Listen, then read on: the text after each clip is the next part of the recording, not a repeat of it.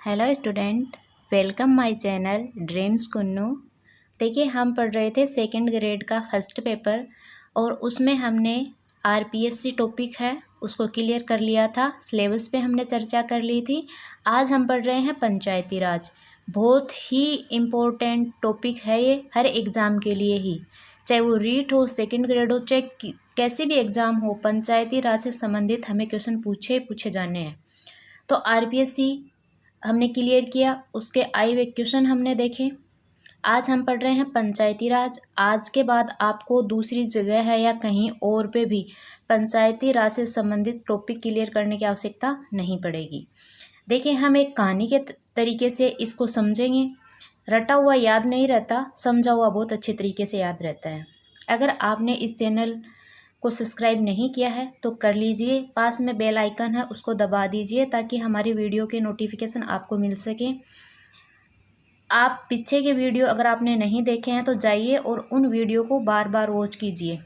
देखिए, NCERT read के लिए इसी चैनल पे आपको क्वेश्चन आंसर के माध्यम से करवाई जा रही है और जो आपके सेकंड ग्रेड के टॉपिक वाइज भी फ़ायदेमंद रहेगी। आज हम अपना टॉपिक शुरू करते हैं और वो है पंचायती राज। बहुत ही शॉर्ट में और कहानी के तरीके से पढ़ेंगे। थोड़ा पहले बेस समझ लेते हैं ताकि आगे टॉपिक समझने में दिक्कत नहीं आए। देखिए, पंचायती राज, सबसे पहले क्वेश्चन बन सकता है स्टूडेंट कि पंचायती राज है वो किस सूची का विषय है। तो आप पहला ही क्वेश्चन यहाँ से गौर कर लीजिए कि पंचायती राज है वो राज्य सूची का विषय है। कौन सी सूची का विषय है? राज्य सूची का विषय है। आपका एक क्वेश्चन यहाँ से शुरू हो जाता है कि पंचायती राज किस सूची का विषय है? तो राज्य सूची का विषय है। अब पंचायती राज पढ़ने से पहले एक शब्दावली आती है हमारे सामने और वो है स्थानीय स्वशासन। क्या है? स्थानीय स्वशासन। देखिए, स्थानीय स्वशासन है उसको हम दो स्तर पे देखते हैं, गाँव में और शहरों पे। क्योंकि लोग हैं वो या तो गाँव में रहते हैं या फिर शहरों में रहते हैं, तो स्वशासन भी कितने स्तर पर होगा? दो पे, ग्रामीण और नगरीय स्वशासन। आज हम सिर्फ ग्रामीण स्वशासन यानी पंचायती राज की बात करेंगे। नगरीय स्वशासन है उसको हम नेक्स्ट वीडियो में पूरा करेंगे। पंचायती राज यानी ग्रामीण स्वशासन को क्या कहते हैं? पंचायती राज। देखिए, पंचायती राज की कहानी कहाँ से शुरू होती है? तो आप एक कहानी देखिए कि पंचायती राज है उसकी कहानी कहाँ से शुरू होती है। तो देखिए, उसकी जो कहानी है वो शुरू होती है लॉर्ड रिपन के द्वारा। लॉर्ड रिपन 1880 से 1884 के दौरान कहाँ थे? भारत में थे। और रिपन ने पंचायती राज यानी ग्रामीण स्वशासन यानी ग्रामीण राजनीतिक सहभागिता से संबंधित कुछ क्या किए थे? प्रावधान किए थे। इन्होंने कुछ शक्तियाँ दी थी स्थानीय स्वशासन को कुछ मामलों में। तो इसीलिए जो लॉर्ड रिपन है उसको भारत में स्थानीय स्वशासन का क्या कहा जाता है? जनक कहा जाता है। एक व्यक्ति है लॉर्ड रिपन, अपनी कहानी शुरू करते हैं और वो भारत में आते हैं और स्थानीय स्वशासन के जनक कहलाते हैं। तो भारत में आपसे क्वेश्चन पूछा जा सकता है स्टूडेंट कि भारत में स्थानीय स्वशासन का जनक किसे कहा जाता है? तो लॉर्ड रिपन को। किसको कहा जाता है? लॉर्ड रिपन को। कहानी यहाँ तक समझ में आ गई? ये बेस पढ़ रहे हैं हम, तो आगे बढ़ते हैं। अब जनक तो हो गए लॉर्ड रिपन। अब आगे बढ़ते हैं तो आगे हम देखते हैं कि हमारा जो भारतीय संविधान है उसके अंतर्गत जो पंचायती राज है उससे संबंधित कोई व्यवस्था नहीं है। कोई ऐसी व्यवस्था नहीं है कि मतलब भाई पंचायतों से संबंधित कोई व्यापक स्तर पर संविधान में कोई प्रावधान किए गए हों। तो पंचायती राज से संबंधित एक अनुच्छेद 40 यानी 40 में राज्य को पंचायतों के गठन तथा उनके विकास हेतु कुछ निर्देश दिए गए थे। व्यापक स्तर पर तो कोई ज़्यादा बड़े प्रावधान तो थे नहीं, लेकिन अनुच्छेद 40 में राज्य को पंचायतों के गठन तथा उनके विकास हेतु निर्देशित किया गया था। तो उस टाइम क्या था? अनुच्छेद 40 पंचायतों से संबंधित था। स्टूडेंट, आपसे क्वेश्चन हो सकता है, हो क्या सकता है मैं आपको बताऊंगी आगे। सेकंड ग्रेड एग्ज़ाम में आपसे ये क्वेश्चन कर लिया गया है कि अनुच्छेद जो 40 है उसका संबंध है। ऑप्शन आपके थे पर्यावरणीय संरक्षण, निःशुल्क विधिक स्वायत्तता और पंचायती राज।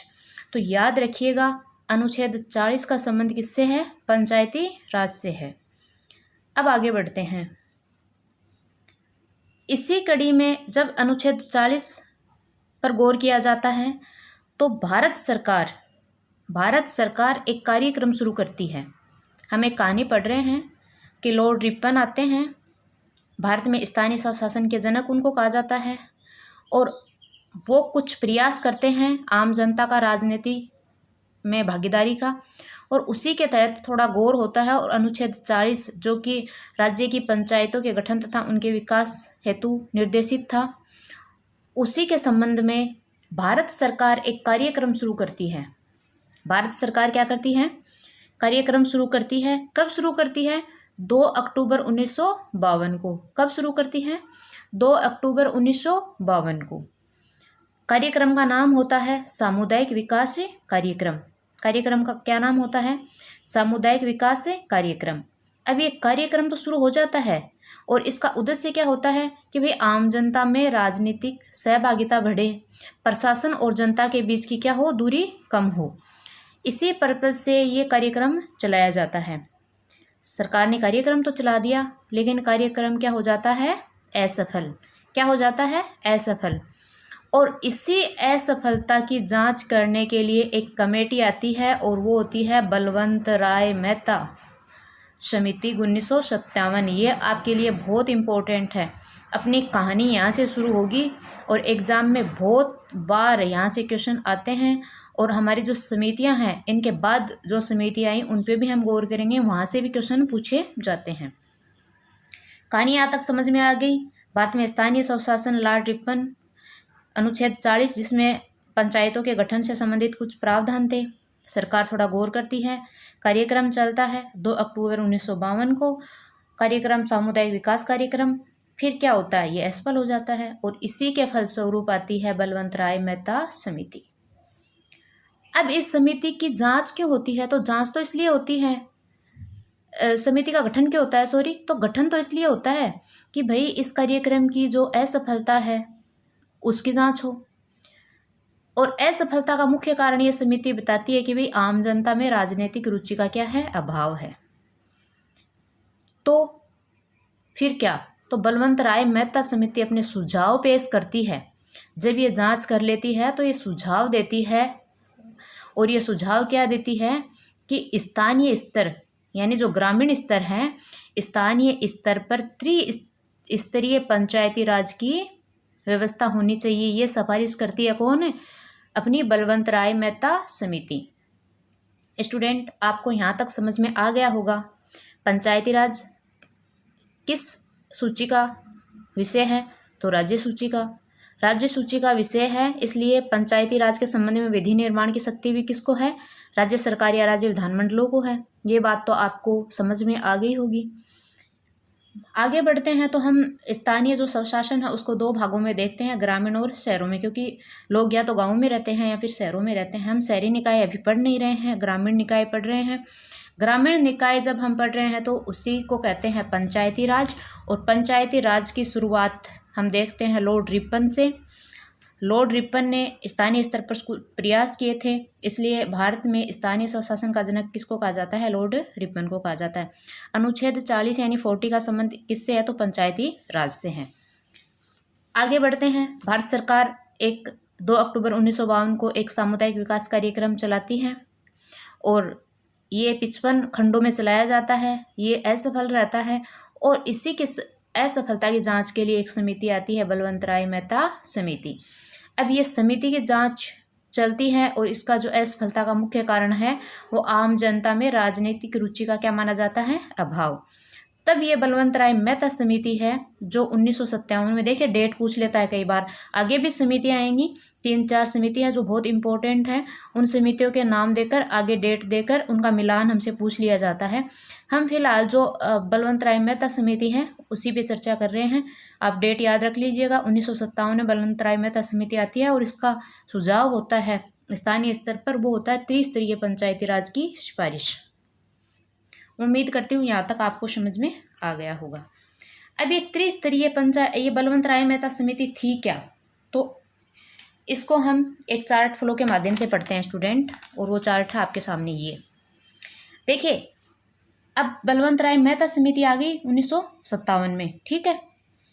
इसने 3 स्तर बताए। स्टूडेंट, क्वेश्चन आपसे हो सकता है कि बलवंत राय मेहता समिति ने कितने स्तर बताए? 3 स्तर, ग्राम स्तर, खंड स्तर और जिला स्तर। ग्राम स्तर, खंड स्तर और जिला स्तर, ये 3 स्तर तो इसने बता दिए। फिर आगे क्या भाई, 3 स्तर तो आ गए।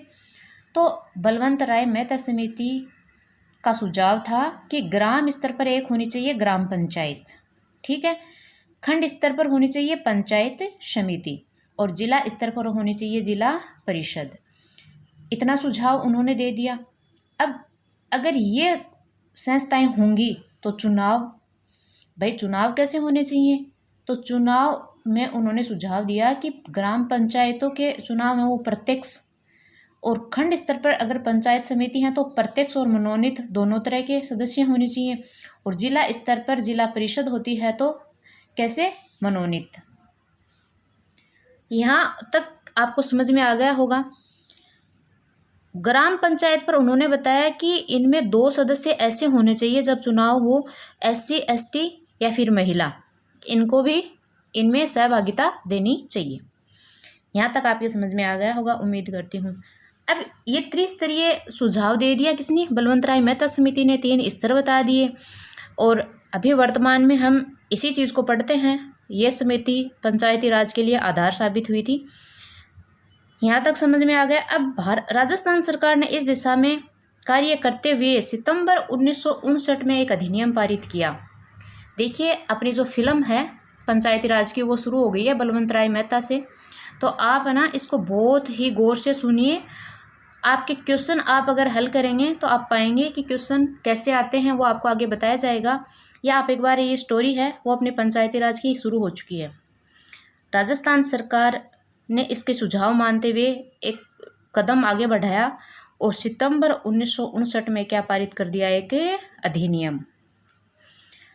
और इसी अधिनियम के तहत वेरी इंपॉर्टेंट चीज़ आ रही है भैया आपके सामने, वो ये है, यहाँ से क्वेश्चन पूछ लिए गए हैं स्टूडेंट, कि 2 अक्टूबर 1959 में, कब? 2 अक्टूबर 1959 में भारत में पहली बार राजस्थान के नागौर जिले से, गांव पूछ लिया जाए तो बगतरी गांव से, प्रधानमंत्री जवाहरलाल नेहरू ने पंचायती राज का क्या कर दिया? उद्घाटन। आपसे स्टूडेंट क्वेश्चन हो सकता है कि राजस्थान में पंचायती राज की स्थापना कब हुई? तो याद रखिएगा 2 अक्टूबर 1959। 2 अक्टूबर 1959। कहाँ से? नागौर जिले से। गांव कौन सा था? बगतरी। और किसने की? जवाहरलाल नेहरू ने।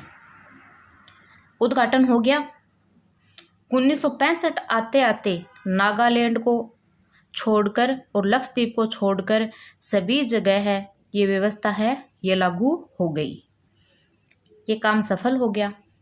बलवंत राय मेहता समिति हमने देख ली है, आगे और समितियाँ देखेंगे। इससे पहले हमने जितना पढ़ा है उसके क्वेश्चन आंसर देखते हैं कि सेकंड ग्रेड एग्जाम में क्वेश्चन आंसर कैसे आए हैं। तो देखिए, सेकंड ग्रेड में आपसे क्वेश्चन पूछा गया है स्टूडेंट, संविधान के अनुच्छेद 40 का संबंध है पर्यावरण संरक्षण से, निःशुल्क विधिक स्वायत्तता से और पंचायती राज से। देखिए, चौथा ऑप्शन था, शॉर्ट में मैंने वो लिखा नहीं क्योंकि तीसरा ऑप्शन पंचायती राज हमारे जो सिलेबस के अकॉर्डिंग है और इसका आंसर भी यही था, इसलिए मैंने 3 ही ऑप्शन लिखे। ये क्वेश्चन आपको सेकंड ग्रेड एग्जाम में पूछ लिया गया है। सेकंड ग्रेड एग्जाम में हिंदी विषय में एक क्वेश्चन पूछा गया है जीके पेपर में कि राजस्थान में पंचायती राज का आगाज कब हुआ। राजस्थान में पंचायती राज का आगाज कब हुआ? तो कब हुआ था? 1959 में। हमने अभी पढ़ा 2 अक्टूबर 1959 में देश में नागौर जिले के बगतरी गांव से जो पंचायती राज का क्या हो जाता है? उद्घाटन हो जाता है। नेक्स्ट क्वेश्चन स्टूडेंट आपसे पूछा गया है कि पंचायती राज व्यवस्था सर्वप्रथम किस जिले में लागू हुई? तो नागौर ज़िले में। किस ज़िले में लागू हुई थी? नागौर ज़िले में। देखिए ये जितना हमने पढ़ा है उससे संबंधित क्वेश्चन तो और भी बहुत सारे हैं जो सेकंड ग्रेड एग्ज़ाम में या अन्य एग्ज़ाम्स में पूछे गए हैं। उनका अपन एक टॉपिक पूरा होने के बाद में पूरे जो क्वेश्चन आंसर है उनको हल करेंगे। लेकिन अभी जैसे जैसे टॉपिक चल रहा है उसके अकॉर्डिंग जैसे क्वेश्चन पूछे गए हैं वो आपसे शेयर किए जा रहे हैं। इसका एक पर्पज़ ये है कि आप अनावश्यक नहीं पढ़े, अपने टॉपिक के अकॉर्डिंग पढ़े, जितना आपके सिलेबस में है उतना पढ़े, क्योंकि आपको एग्ज़ाम क्रैक करना है। आज के लिए इतना ही। धन्यवाद।